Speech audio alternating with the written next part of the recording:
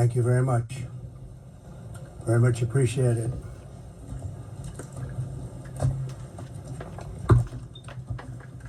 And I don't mind making the speech without a teleprompter because the teleprompter is not working.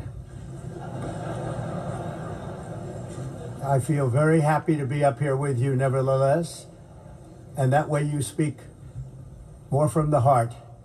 I can only say that whoever's operating this teleprompter is in big trouble.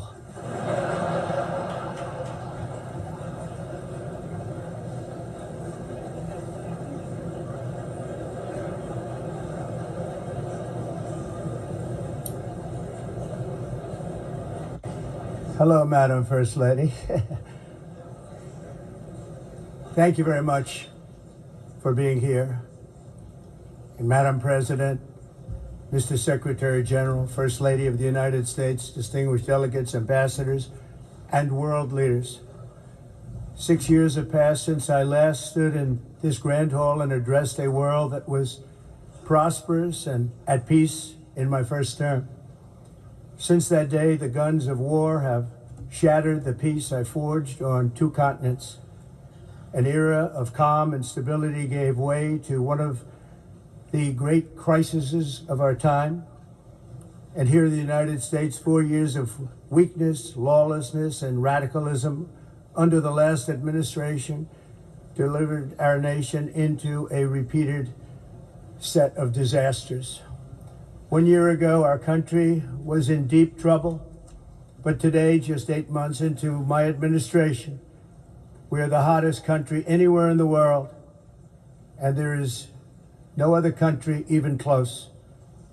America is blessed with the strongest economy, the strongest borders, the strongest military, the strongest friendships, and the strongest spirit of any nation on the face of the earth.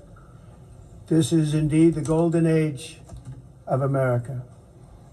We are rapidly reversing the economic calamity we inherited from the previous administration, including ruinous price increases and record-setting inflation like we've never had before. Under my leadership, energy costs are down, gasoline prices are down, grocery prices are down, mortgage rates are down, and inflation has been defeated.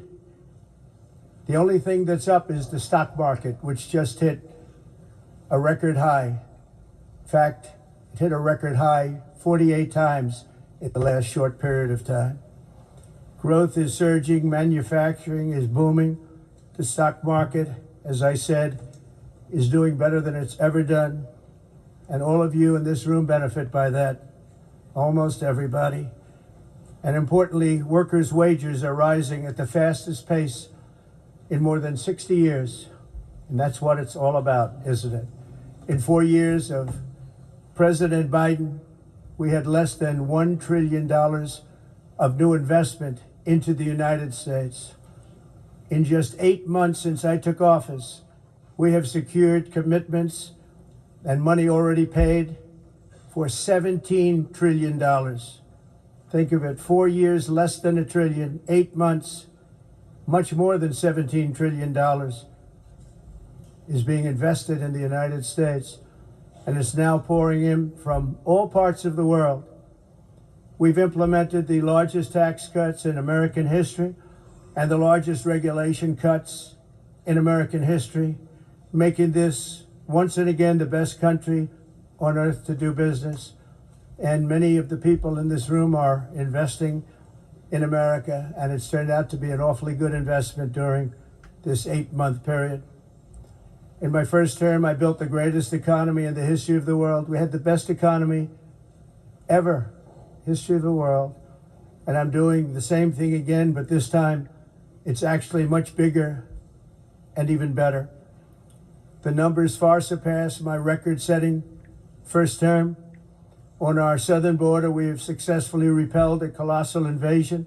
And for the last 4 months, and that's 4 months in a row, the number of illegal aliens admitted and entering our country has been 0. Hard to believe. Because if you look back just a year ago, it was millions and millions of people pouring in from all over the world, from prisons, from mental institutions, drug dealers. All over the world they came. They just poured into our country with the ridiculous open border policy of the Biden administration. Our message is very simple. If you come illegally into the United States, you're going to jail, or you're going back to where you came from, or perhaps even further than that. You know what that means. I want to thank the country of El Salvador for the successful and professional job they've done in receiving and jailing so many criminals that entered our country. And it was under the previous administration that the number became record-setting, and they're all being taken out. We have no choice. And other countries have no choice, because other countries are in the exact same situation with immigration. It's destroying your country, and you have to do something about it. On the world stage, America is respected again like it has never been respected before. You think about 2 years ago, 3 years ago, 4 years ago, or 1 year ago, we were a laughingstock all over the world. At the NATO summit in June, virtually all NATO members formally committed to increase defense spending at my request from 2% to 5% of GDP, making our alliance far stronger and more powerful than it was ever before. In May, I traveled to the Middle East to visit my friends and rebuild our partnerships in the Gulf and those valued relationships with Saudi Arabia, Qatar, and the UAE and other countries are now, I believe, closer than ever before. My administration has negotiated one historic trade deal after another, including with the United Kingdom, the European Union, Japan, South Korea, Vietnam, Indonesia, the Philippines, Malaysia, and many, many others. Likewise, in a period of just 7 months, I have ended 7 unendable wars. They said they were unendable. You're never going to get them solved. Some were going for 31 years, 2 of them, 31, think of it, 31 years. One was 36 years. One was 28 years. I ended 7 wars. And in all cases, they were raging with countless thousands of people being killed. This includes Cambodia and Thailand, Kosovo and Serbia, the Congo and Rwanda, a vicious, violent war that was, Pakistan and India, Israel and Iran, Egypt and Ethiopia, and Armenia and Azerbaijan. It included all of them. No president or prime minister, and for that matter, no other country has ever done anything close to that. And I did it in just 7 months. It's never happened before. There's never been anything like that. I'm very honored to have done it. It's too bad that I had to do these things instead of the United Nations doing them. And sadly, in all cases, the United Nations did not even try to help in any of them. I ended 7 wars, dealt with the leaders of each and every one of these countries, and never even received a phone call from the United Nations offering to help in finalizing the deal. All I got from the United Nations was an escalator that on the way up stopped right in the middle. If the First Lady wasn't in great shape, she would have fallen. But she's in great shape. We're both in good shape. We both stood. And then a teleprompter that didn't work. These are the 2 things I got from the United Nations: a bad escalator and a bad teleprompter. Thank you very much. And by the way, it's working now. Just went on. Thank you. I think I should just do it the other way. It's easier. Thank you very much. I didn't think of it at the time because I was too busy working to save millions of lives. That is the saving and stopping of these wars. But later I realized that the United Nations wasn't there for us. They weren't there. I thought of it really after the fact, not during these negotiations, which were not easy. That being the case, what is the purpose of the United Nations? The UN has such tremendous potential. I've always said it. It has such tremendous, tremendous potential, but it's not even coming close to living up to that potential. For the most part, at least for now, all they seem to do is write a really strongly worded letter and then never follow that letter up. It's empty words, and empty words don't solve war. The only thing that solves war and wars is action. Now, after ending all of these wars and also earlier negotiating the Abraham Accords, which is a very big thing for which our country received no credit, never receives credit. Everyone says that I should get the Nobel Peace Prize for each one of these achievements. But for me, the real prize will be the sons and daughters who live to grow up with their mothers and fathers, because millions of people are no longer being killed in endless and unglorious wars. What I care about is not winning prizes, it's saving lives. We saved millions and millions of lives with the 7 wars. And we have others that we're working on, and you know that. Many years ago, a very successful real estate developer in New York, known as Donald J. Trump, I bid on the renovation and rebuilding of this very United Nations complex. I remember it so well. I said at the time that I would do it for $500 million, rebuilding everything. It would be beautiful. I used to talk about, I'm going to give you marble floors. They're going to give you terrazzo. I'm going to give you the best of everything. You're going to have mahogany walls. They're going to give you plastic. But they decided to go in another direction, which was much more expensive at the time, and which actually produced a far inferior product. And I realized that they did not know what they were doing when it came to construction, and that their building concepts were so wrong, and the product that they were proposing to build was so bad and so costly.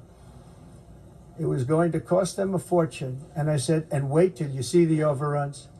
Well, I turned out to be right. They had massive cost overruns and spent between $2 and $4 billion on the building and did not even get the marble floors that I promised them. You walk on terrazzo, do you notice that? As far as I'm concerned, frankly, looking at the building and getting stuck on the escalator, they still haven't finished the job. They still haven't finished. That was years ago. The project was so corrupt that Congress actually asked me to testify before them on the tremendous waste of money, because it turned out that they had no idea what it was, but they knew it was anywhere between $2 and $4 billion as opposed to $500 million with a guarantee. But they had no idea, and I said it cost much more than $5 billion. Unfortunately, many things in the United Nations are happening just like that, but on an even much bigger scale, much, much bigger. Very sad to see. Whether the UN can manage to play a productive role, I've come here today to offer the hand of American leadership and friendship to any nation in this assembly that is willing to join us in forging a safer, more prosperous world. And it's a world that we'll be much happier with.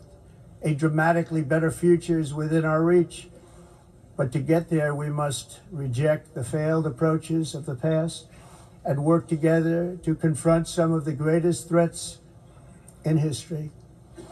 There is no more serious danger to our planet today than the most powerful and destructive weapons ever devised by man, of which the United States, as you know, has many. Just as I did in my first term, I've made containing these threats a top priority, starting with the nation of Iran. My position is very simple. The world's #1 sponsor of terror can never be allowed to possess the most dangerous weapon. That's why shortly after taking office, I sent the so-called Supreme Leader a letter making a generous offer. I extended a pledge of full cooperation in exchange for a suspension of Iran's nuclear program. The regime's answer was to continue their constant threats to their neighbors and U.S. interests throughout the region, and some great countries that are right nearby. Today, many of Iran's former military commanders, in fact, I can say almost all of them, are no longer with us. They're dead. And 3 months ago, in Operation Midnight Hammer, 7 American B-2 bombers dropped the 14 30,000-pound each bombs on Iran's key nuclear facilities, totally obliterating everything. No other country on earth could have done what we did. No other country has the equipment to do what we did. We have the greatest weapons on earth. We hate to use them. But we did something that for 22 years people wanted to do.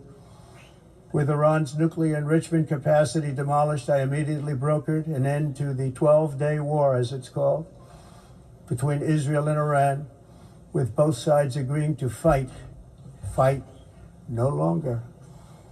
As everyone knows, I have also been deeply engaged in seeking a ceasefire in Gaza. Have to get that done. Have to get it done. Unfortunately, Hamas has repeatedly rejected reasonable offers to make peace. We can't forget October 7th, can we?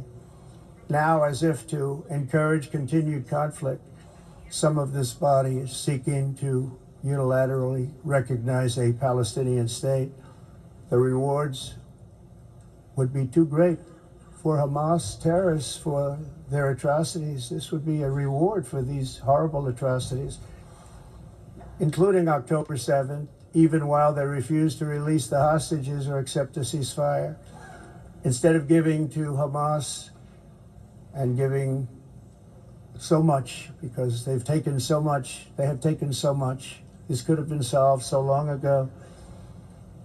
But instead of giving in to Hamas's ransom demands, those who want peace should be united with one message: release the hostages now. Just release the hostages now. Thank you.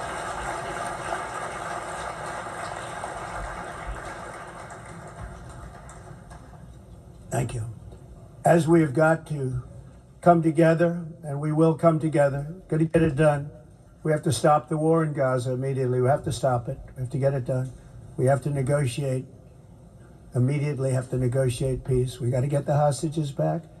We want all 20 back. We don't want 2 and 4. As you know, I got, along with Steve Witkoff and others that helped us, Marco Rubio, we got most of them back.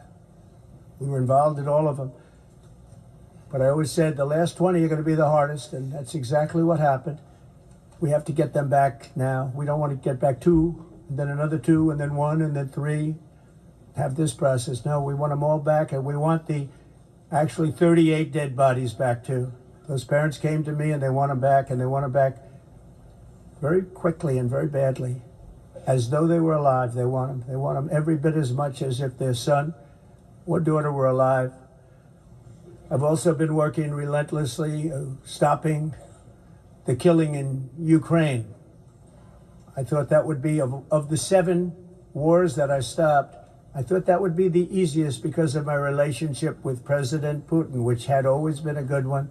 I thought that was going to be the easiest one. But you know, in war, you never know what's going to happen. There are always lots of surprises, both good and bad. Everyone thought Russia would win this war in 3 days, but it didn't work out that way. It was supposed to be just a quick little skirmish. It's not making Russia look good. It's making them look bad. No matter what happens from here on out, this was something that should have taken a matter of days, certainly less than a week. And they've been fighting for 3.5 years and killing anywhere from 5,000 to 7,000 young soldiers, mostly soldiers, on both sides, every single week, from 5,000 to 7,000 dead young people, and some in cities, much smaller numbers, where rockets are shot, where drones are dropped. This war would never have started if I were president. This was a war that should have never happened. It shows you what leadership is, what bad leadership can do to a country. Look what happened to the United States, and look where we are right now in just a short period of time. The only question now is how many more lives will be needlessly lost on both sides. China and India are the primary funders of the ongoing war by continuing to purchase Russian oil. But inexcusably, even NATO countries have not cut off much Russian energy and Russian energy products, which, as you know, I found out about 2 weeks ago, and I wasn't happy. Think of it. They're funding the war against themselves. Who the hell ever heard of that one? In the event that Russia is not ready to make a deal to end the war, then the United States is fully prepared to impose a very strong round of powerful tariffs, which would stop the bloodshed, I believe, very quickly. But for those tariffs to be effective, European nations, all of you are gathered here right now, would have to join us in adopting the exact same measures. I mean, you're much closer to this. We have an ocean in between. You're right there. And Europe has to step it up. They can't be doing what they're doing. They're buying oil and gas from Russia while they're fighting Russia. It's embarrassing to them. And it was very embarrassing to them when I found out about it, I can tell you that. They have to immediately cease all energy purchases from Russia. Otherwise, we're all wasting a lot of time. So I'm ready to discuss this. We're going to discuss it today with the European nations, all gathered here. I'm sure they're thrilled to hear me speak about it, but that's the way it is. I like to speak my mind and speak the truth. As we seek to reduce the threat of dangerous weapons today, I'm also calling on every nation to join us in ending the development of biological weapons once and for all. And biological is terrible, and nuclear is even beyond, and we include nuclear in that. We want to have a cessation of the development of nuclear weapons. We know, and I get to view it all the time. Sir, would you like to see? And I look at weapons that are so powerful that we just can't ever use them. If we ever use them, the world literally might come to an end. There would be no United Nations to be talking about. There would be no nothing. Just a few years ago, reckless experiments overseas gave us a devastating global pandemic. Yet despite that worldwide catastrophe, many countries are continuing extremely risky research into bioweapons and man-made pathogens. This is unbelievably dangerous. To prevent potential disasters, I'm announcing today that my administration will lead an international effort to enforce Biological Weapons Convention, which is going to be meeting with the top leaders of the world by pioneering an AI verification system that everyone can trust.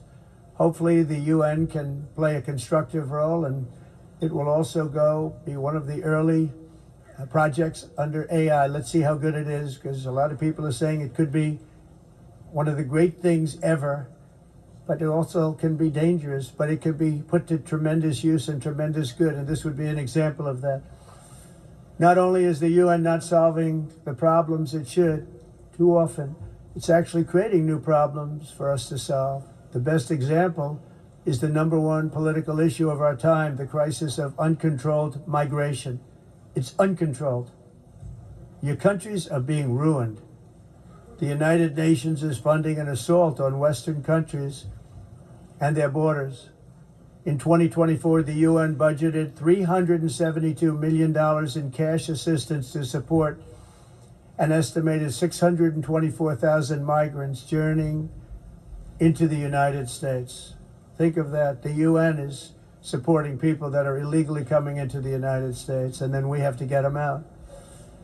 The UN also provided food, shelter, transportation, and debit cards to illegal aliens. Can you believe that? On the way to infiltrate our southern border. Millions of people came through that southern border. Just a year ago, millions and millions of people were pouring in, 25 million altogether over the 4 years of the incompetent Biden administration. And now we have it stopped, totally stopped. In fact, they're not even coming anymore because they know they can't get through.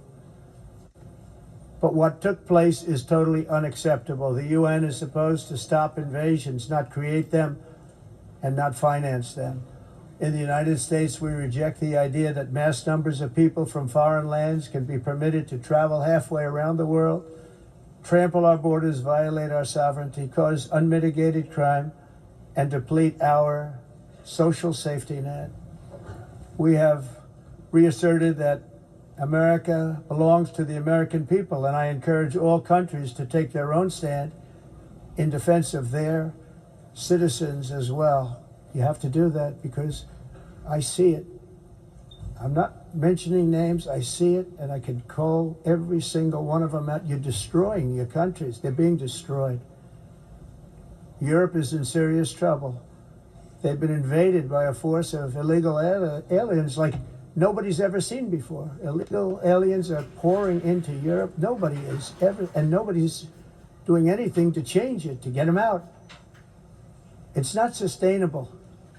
And because they choose to be politically correct, they're doing just absolutely nothing about it.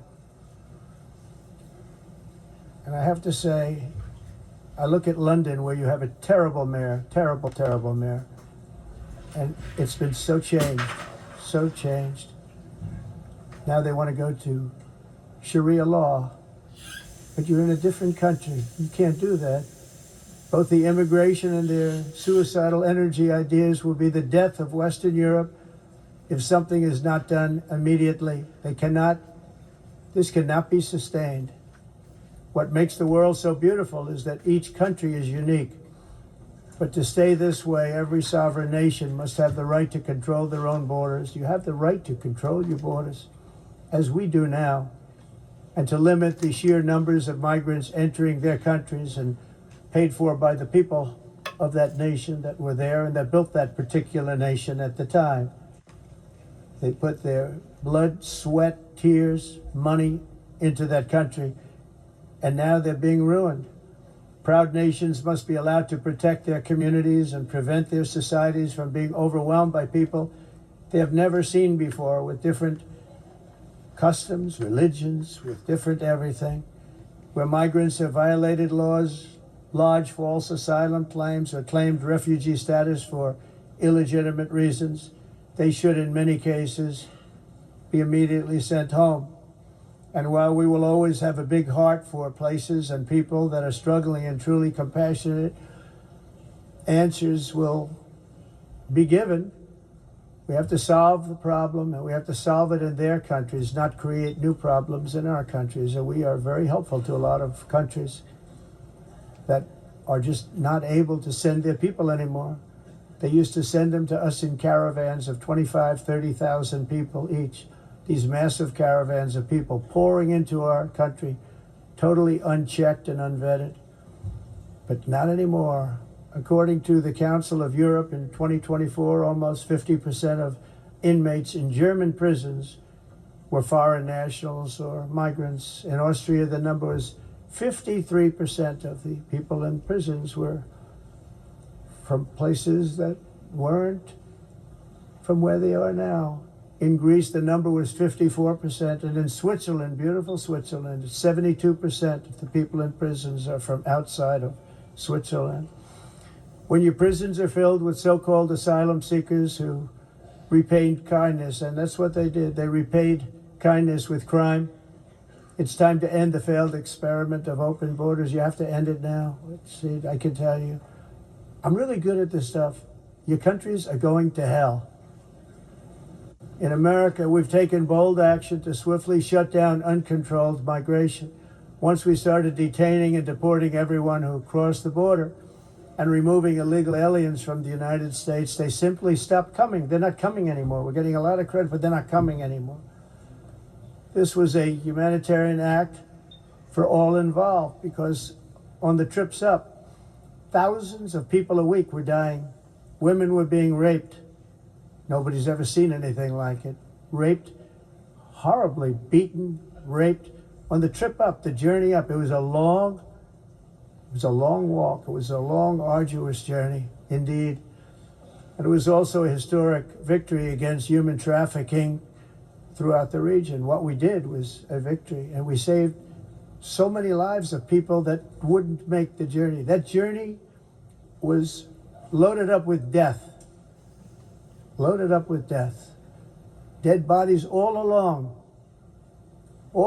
the roads of jungles to get up. They go through jungles, they go through areas so hot you couldn't breathe. They were dying of suffocation, areas so hot that you couldn't breathe. Dead bodies all over. By them not coming, we're saving tremendous numbers of lives. My people have done a fantastic job in doing what they did, and the American public agrees with it. I mean, I was very proud to see this morning I have the highest poll numbers I've ever had. Part of it is because of what we've done on the border. I guess the other part is what we've done in the economy. Joe Biden's policies empowered murderous gangs, human smugglers, child traffickers, drug cartels, and prisoners from all over the world. The previous administration also lost nearly 300,000 children. Think of that. They lost more than 300,000 children, little children, who were trafficked into the United States on the Biden watch, many of whom have been raped, exploited, and abused, and sold. Sold. Nobody talks about that. The fake news doesn't write about it. With many others, young children who are missing or dead. And we found a lot of these children and we're sending them back, and we've been sending them back to their parents. They said, nobody knows who they are. They said, where do you come from? And they'll give us a country and we'll find out and we'll figure it out and we'll bring them back to their homes. And the mother and father rush to the door and their tears in their eyes. They can't believe that they're seeing their son or daughter, their little son or daughter again. We've done almost 30,000 of them so far. Any system that results in the mass trafficking of children is inherently evil. Yet that is exactly what the globalist migration agenda has done, and it's what it's all about. In America, those days, as you know, are over. The Trump administration is working, and we are continuing to work to track down the villains that are causing this problem, and also, as I said, to get back the 30,000 we've already returned. Now I think we're going to have another. We're going to find a lot. You're not going to find all of them. 300, more than 300,000. They're lost or they're dead. They're lost or they're dead because of the animals that did this. To protect our citizens, I've also designated multiple savage drug cartels as far as you see this, and you see it happening right before your eyes. Let's put it this way. People don't like taking big loads of drugs in boats anymore. There aren't too many boats that are traveling on the seas by Venezuela. They tend not to want to travel very quickly anymore. And we've virtually stopped drugs coming into our country by sea. We call them the water drugs. They kill hundreds of thousands of people. I've also designated multiple savage drug cartels as far as foreign terrorist organizations, along with two bloodthirsty transnational gangs, probably the worst gangs anywhere in the world, MS-13 and Tren de Aragua. Tren de Aragua is from Venezuela, by the way. Such organizations torture, maim, mutilate, and murder with impunity. They're the enemies of all humanity. For this reason, we've recently begun using the supreme power of the United States military to destroy